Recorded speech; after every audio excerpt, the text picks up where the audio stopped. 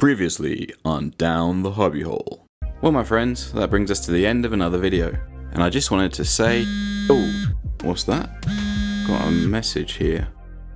Oh yeah, from Key Art. I guess that's a challenge. Hello and welcome back to the mutant infested sewer that is my hobby hole. Make yourself at home, you'll fit right in. And you find me cleaning up the hole, preparing for part 2 of a 4-part series of where we make all the Ninja Turtles from Mutant Mayhem. Make sure you tickle that subscribe button and flirt with that bell icon so you don't miss the other parts. Today we're making Donnie. And we'll start by making him a nice workbench made from balsa wood. You see, I was trawling through Instagram a while back, and I came across this concept for a drone that Donnie makes, except it was never used in the final cut of the movie. But I really liked that concept, so I thought, why not make a diorama of Donnie building this drone at a workbench, just like the one seen in the background of the Turtles' hideout in Mutant Mayhem. And as everyone knows, no good workbench is complete without a stool to go with it. For that we'll cut out this circular bit of balsa wood and then bake onto the bottom of it a circular bit of clay. Then we'll stick on this cut to size bit of kebab skewer before adding some more clay and then shoving this crossbar onto the bottom. And then finally we can add these little clay wheels onto the crossbar.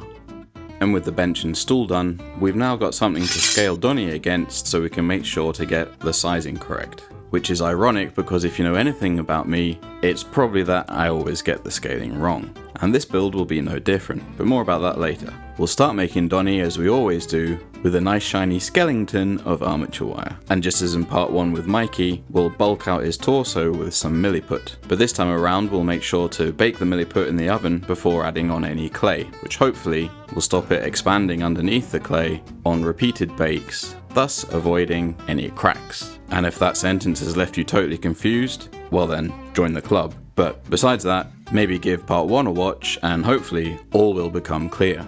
Anyway, we'll bulk out his limbs with some more clay and then add on his front plate, or his pectoral and abdominal scoots, if you want to get fancy about it. And just like Mikie, Donnie's quite a skinny fella, but unlike Mikie, his shell's pretty huge. So we'll slap on this big old bit of aluminium foil covered in clay, before adding a bunch of dents and divots around his inframarginal scoot around the edge. We'll then start adding the various segments to the shell, before adding some detailing.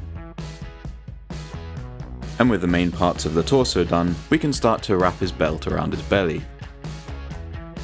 And of course, what Ninja Turtle can actually call himself a Ninja Turtle unless he's got a huge belt buckle with the first letter of his name slapped across it.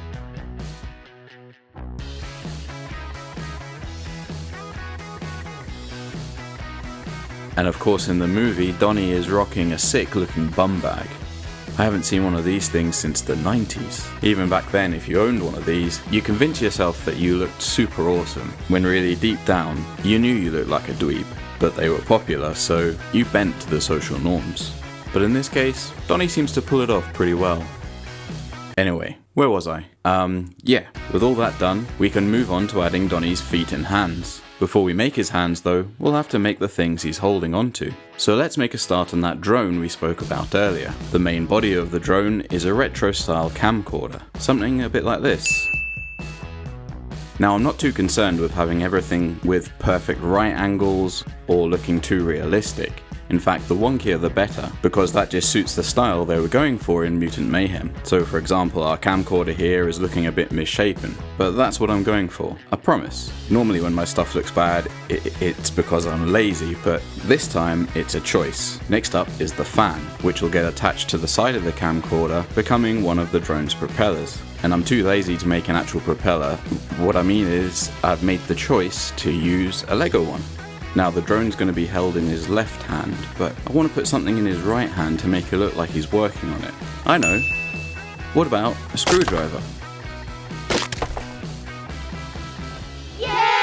So we'll grab a small piece of armature wire and then wrap it in some clay. Then we'll wrap a smaller bit of clay around that bit of clay, followed by a bigger bit of clay around that bit of clay. Man, Carl, your narration skill is just off the charts today. You're killing it. And with that, our screwdriver and the drone are both done, so we can move on to making the hands. We'll attach his little thingies, making sure that one of them falls off, because parts falling off of your model... It's the coolest!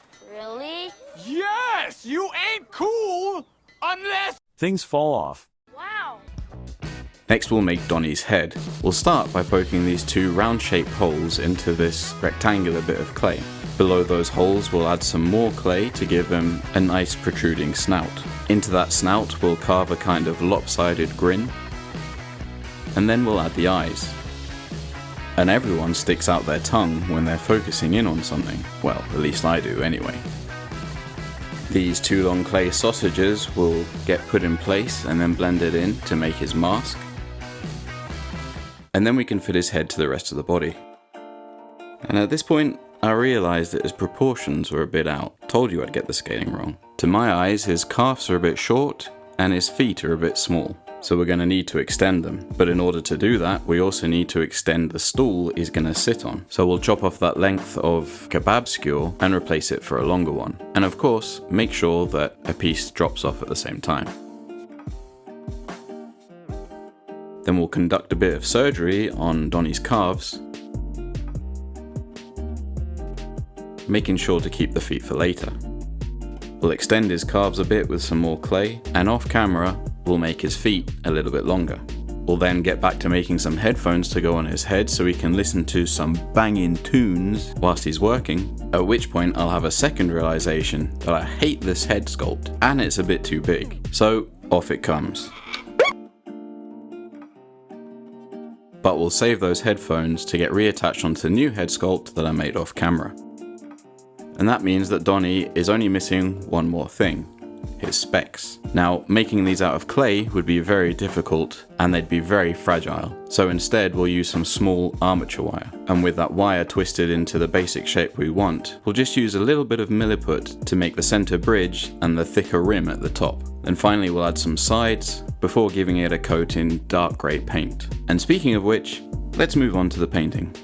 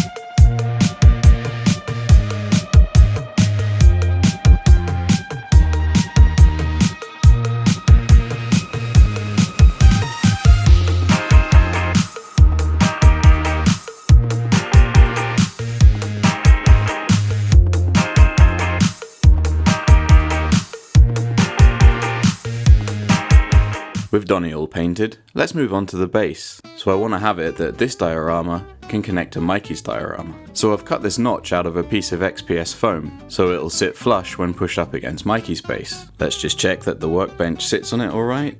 Yep, good. Next, we need a brick wall. Specifically, I want to make an archway, or a half arch, semi-arch. Anyway, something to frame Donnie. And once I got the basic shape that I want, I'll sand it down to make it all a bit more uniform. It's a bit wonky looking, but that just matches the look we're going for. Now, I want to have a way to separate the wall from the base, and I've had these small but very strong magnets knocking around for ages, so I think now's the time to put them to good use.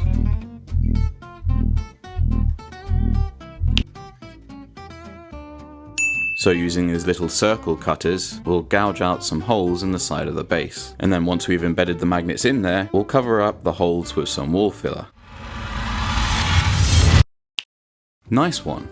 Next, to give some much needed texture, we'll go all stabby with a ball of aluminium foil. Then we'll start to mark out where we want our brick pattern to go. And after pressing in that pattern with the tip of a pencil and painting it, we're left with something that looks like this. But there's still a bunch of gaps between each brick which needs filling. So using a 2-to-1 combination of wall filler and Mod Podge, we'll slap it on all over to fill in all the gaps. Once that's dry, we can repaint all the bricks, which seems like we're doing double the work, but painting it the first time around, just make sure that there's none of that blue foam showing through. We'll then stick on this cocktail stick painted red, which will make a nice cable, eventually leading to a power outlet. These little strips of white foam will make some nice looking brackets to hold it in place, and these pin heads will double up nicely as bolt heads, holding it all onto the wall. Then we'll start to add on a bunch of lines and sketch marks to make it more Mutant Mayhem-ish before attaching this power outlet made from clay. And in the concept art, there was this old rug on the floor below the workbench. To make that, we'll use this little plastic bowl to cut out a perfectly circular shape from clay, but the bowl has left these little indented bits around the edge. But that's fine, because if we use this tool, we can turn it into the frayed edges of our rug. Then we can scuff up the surface of this circle to make it look more rug-like. Then once we've painted the base and the rug, making sure to make it look really disgusting, we can stick them together. Then we'll add this little extension cable which will eventually hook up to the power outlet before gluing the workbench in place. We can also add this little PS1 I made off camera, as well as some teeny tiny reading material I made that we can scatter about the place. This first one's good, How Not to Suck at Clay. I've been meaning to read that one. Then we've got King Rat by James Carville. Nothing actually to do with rats, but I figured it's something that Master Shredder might like to read. Lord of the Flies, because, well, every teenager that's in school, or in this case who wants to go to school, has to read Lord of the Flies. And then an old copy of Nintendo Power. We've also got a couple of PS1 games here. Final Fantasy VII, in my opinion, if you could only ever own one PS1 game, this should be it. And Tony Hawk's Pro Skater, another absolute classic. In fact, in an interview with Seth Rogen, he said that they used the soundtrack in Tony Hawk's Pro Skater as a template for the type of music they should use in Mutant Mayhem. And finally, in a nod to something that happens in the film, a copy of Ferris Bueller's Day Off. We'll stick all those in place, add a few more items to help set the scene,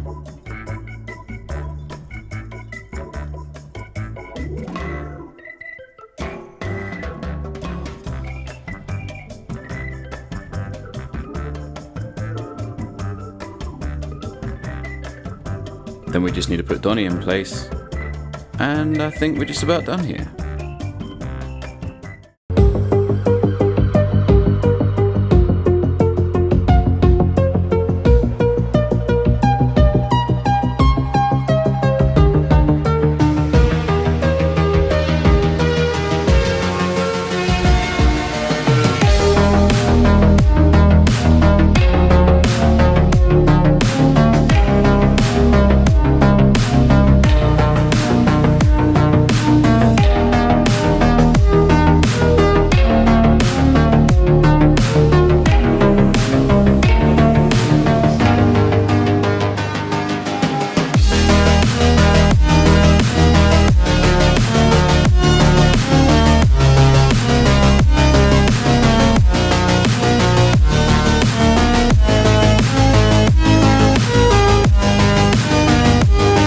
Well, my friends, that wraps up another video. I really hope you enjoyed watching it as much as I enjoyed making it, and as I said, this is part 2 of a 4-part series, so get comfortable in my hobby hole. Next time we're doing Raphael, which should be a fun one. If you did enjoy this video, and you've not already done so, please consider subscribing to the channel. It's free, and it really helps me out. Use your mutant ninja skills to smash that like button. Leave a comment down below to tell me about anything you want. Doesn't have to be about the video. How was your day? How are you doing? And until I see you again, cheers, and have a good one.